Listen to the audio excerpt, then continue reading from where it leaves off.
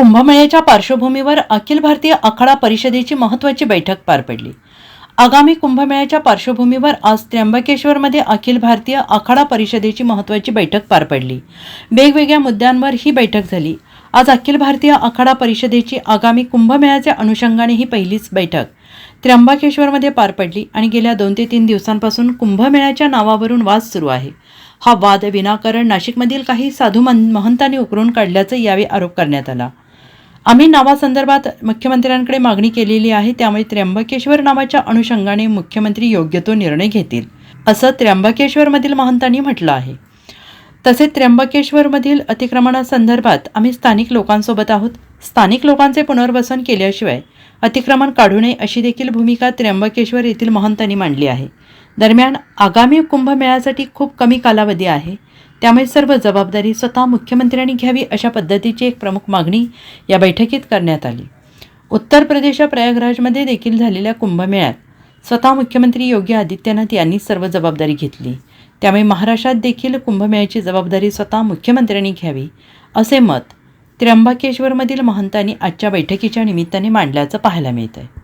दसराजुरा आखाड्यामध्ये अखिल भारतीय खडदर्शन आखाडा परिषद त्र्यंबकेश्वरची बैठक श्रीमान अखिल भारतीय आखाडा परिषदेचे महामंत्री हरिगिरीजी महाराजच्या सांगण्यावरून आहूत केली गेली होती।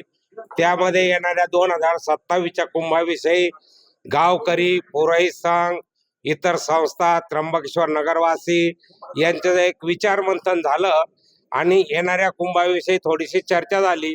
सगळ्यात महत्वाचा मुद्दा हा आला की त्र्यंबकेश्वरहून जी उगम पावलेली गोदावरी आहे की आपल्या भारतामध्ये गोदावरीचं एक अनन्यसाधारण महत्व आहे आणि गोदावरी एक पवित्र नदी आहे आणि आपण भारतभरामध्ये जिथे जिथे संकल्प होता गोदावरीचं आवर्जून नाव घेतलेलं आहे आणि एक महाराष्ट्राचं गौरव आणि सन्मानाची एक गोदावरी आहे आणि त्याचं उगमस्थान त्र्यंबकेश्वर आहे। इथून कुंभाची सुरुवात होते।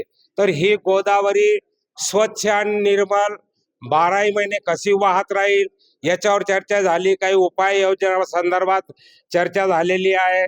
त्यानंतर की ह्या गावातील ऐतिहासिक गाव आहे, गावातील लोकांना त्रास होऊ नये, यांचे घर वगैरे काढल्या जाऊ नये याच्या संदर्भात चर्चा झालेली आहे। त्याच नंतर की आलेल्या साधूंना, संतांना, भाविकांना, श्रद्धाळूंना सर्वांना कशा सोयी सुविधा उपलब्ध केल्या जातील याच्यावरती साधक बाधक चर्चा झाली।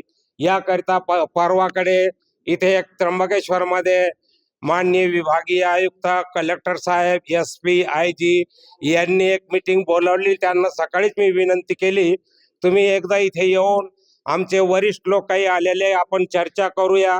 त्यानंतर तुमच्या माध्यमातून आपण मुख्यमंत्र्यांना इथे बोलावण्याचा प्रयत्न करू आणि त्यांनाही सगळ्या गोष्टी समजावून सांगू आणि त्यावर लगेच ताबडतोब उपाय करून ही सुरुवात झाली पाहिजे।